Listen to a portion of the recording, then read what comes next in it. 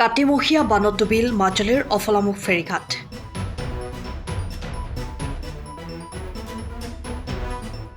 ব্ৰহ্মপুত্ৰৰ জলস্তৰ বৃদ্ধি পোৱাত ডুব যায় অফলামুখ ফেৰীঘাটৰ দুটা ৰেম্প।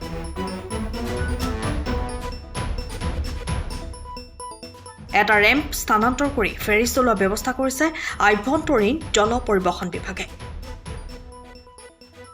ৰাস সময়ত হঠাৎ জলস্তৰ বৃদ্ধি পোৱাত ফেৰী চলাচলত সমস্যাৰ সন্মুখীন হৈছে। ঘাটৰ অৱস্থা মানে কি আৰু কি ক'ম আৰু এইটো অৱস্থা কাহিল আৰু এতিয়া কাহিল মানে পানী বাঢ়ি গ'ল। কালি গধূলিলৈকে আইডব্লিউডি মানুহে মাটি চাটি টেক কৰি পেলাই ৰেম্পটো ঠিক কৰিলে। এতিয়া ৰেম্পত ওপৰত আঁঠু পানী হৈ গ'ল।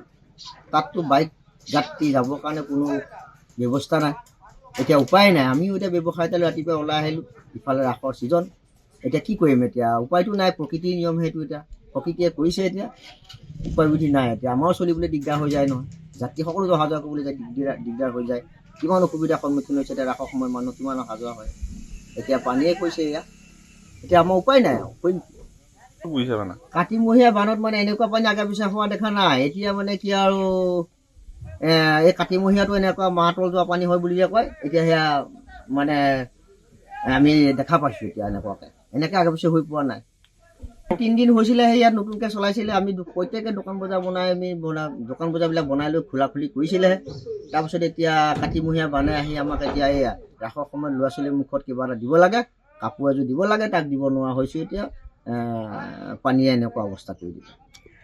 সম্ভাৱনা নাই মানে নাও যাত্ৰীসকল যাব নোৱাৰে নহয়, বাইক উঠাব নোৱাৰে, গাড়ী উঠাব নোৱাৰে, খোজকাঢ়িও যাব নোৱাৰে নাৱলৈ। কেনেকৈ যাব এতিয়া?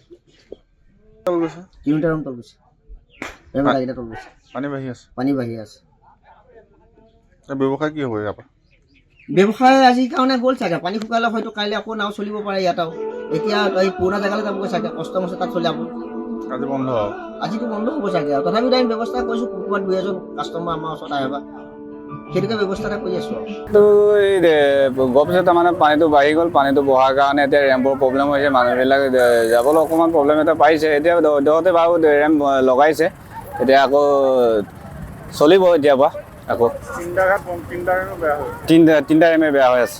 এতিয়া চব ডুবি গ'ল। এতিয়া বৰ্তমান এখনত এই ডাঙৰ পল্টনখন লগাই পেলাই জাষ্ট এতিয়া লোড কৰিব ধৰিছে আৰু। নতুনকৈ ৰেমটো বনাইছিলে আৰু।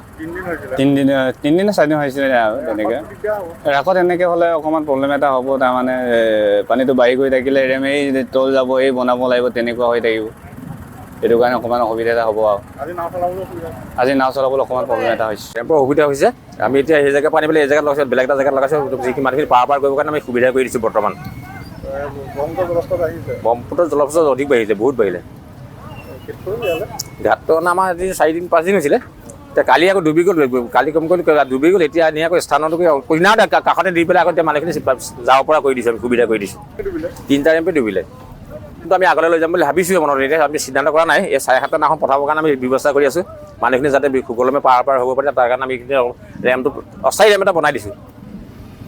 ৰাসলৈ ব্যৱস্থাটো কি হয় চাই ল'ম আমি। যদি নহয় তাহ'লে পুৰণা জেগালৈ গুচি যাম আৰু। যদি পানী বাঢ়ে, যদি পানী শুকাই তেতিয়া ব্যৱস্থা হৈ যাব। কালিৰ ভিতৰত কৰি দিম আমি। সময়ৰ খবৰ সময়ত পাবলৈ ফ'ল' কৰক টাইম অফ আছাম।